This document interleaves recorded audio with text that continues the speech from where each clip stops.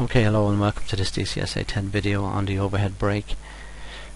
This is a remake of the original overhead brake, which was found to have a series of flaws, and the most significant was that it wasn't nearly as aggressive enough as the real overhead brake.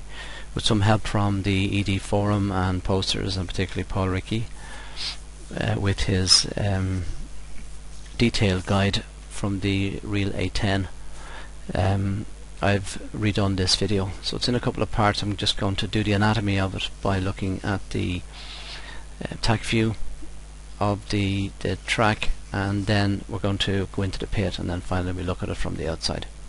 It is still, in my opinion, the most difficult maneuver to do because so many things have to happen in such a short space of time, and some of them are fundamentally difficult, particularly the initial 3G turn. So with that in mind, the first thing I'm going to do is just going to play through this track very quickly, and we'll have a quick look at how the thing looks overall. It should be quite smooth, and it should be a racetrack pattern. So we can see here we're braking at the end of the runway, and it should be a very smooth and very quick maneuver. And the initial 3G turn, how good that is, will determine how narrow that racetrack pattern is.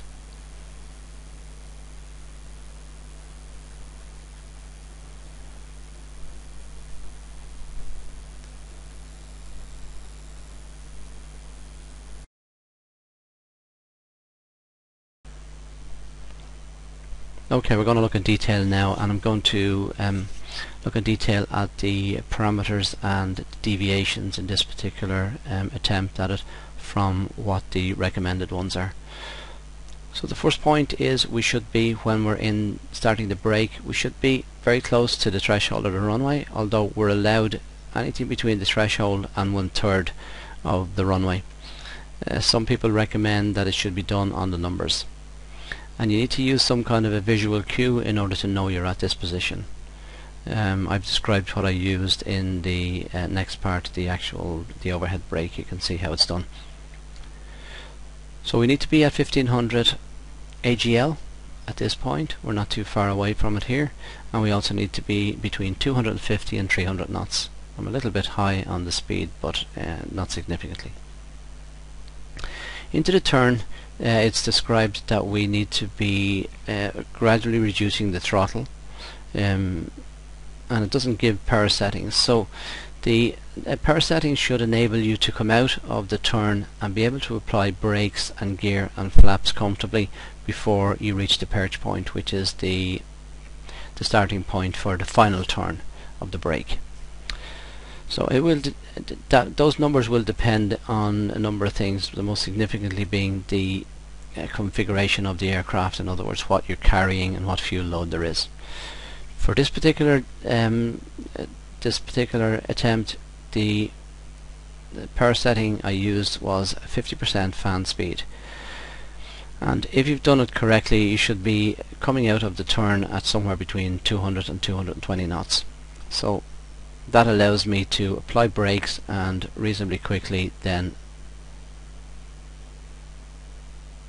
if we roll out here, we should be level. In other words, we should be close to 1500, and we are. You can see we're at 1470 and 220 knots. So this allows me to configure flaps and gear.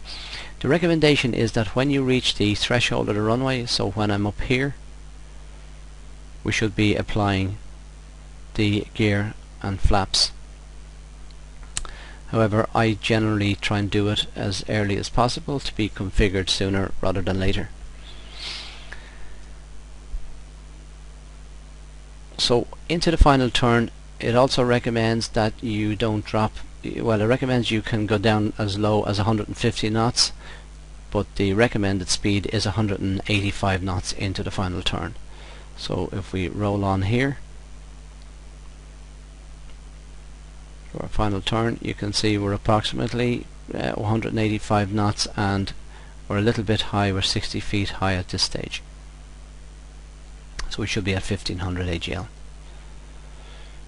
The final turn is at 10 degrees nose down, and chop the throttle almost to idle, and then in the final stages to manage the throttle in order to get the correct angle of attack.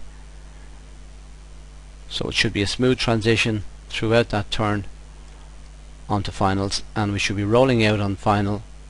That looks close to. You should be rolling out on finals at approximately 300 feet, probably a little bit high here, and that should be at a mile out, and the rest of it is a standard approach.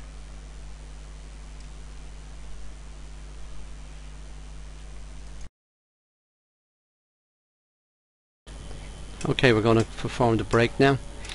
So it's 1500 AGL and 300 knots indicated airspeed. We're going to use the 10-degree lower pitch mark there. When it rolls off the end of the runway, that tells us that we're over the numbers on the threshold.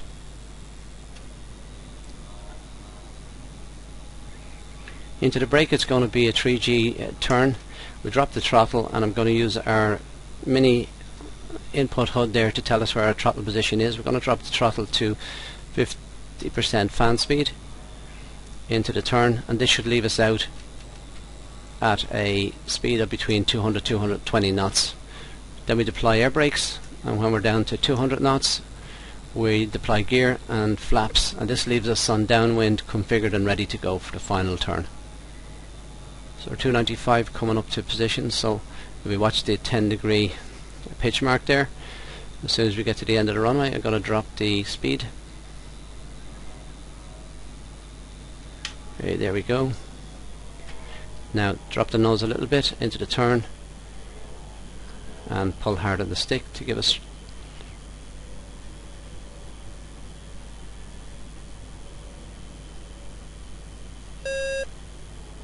okay, that looks reasonably good. Careful of the rollout point, rolling out. Now it's brakes, trim, gear and flaps. So we're going to spool up a little bit here to make sure we don't fall below 185 knots. We're a little bit low speed, but that's okay. Okay, looking at the end of the runway, we're rolled off, so now we need to turn on to finals. Dropping the speed almost to idle and pitching down 10 degrees and keeping an eye on the runway. Okay, a hard turn to roll in.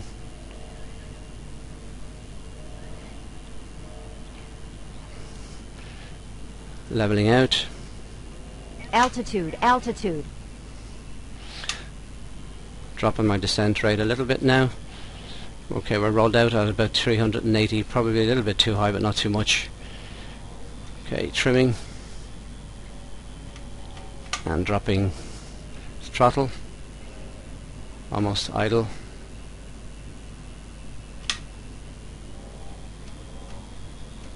A little bit of power at the end there, flare and throttle to idle.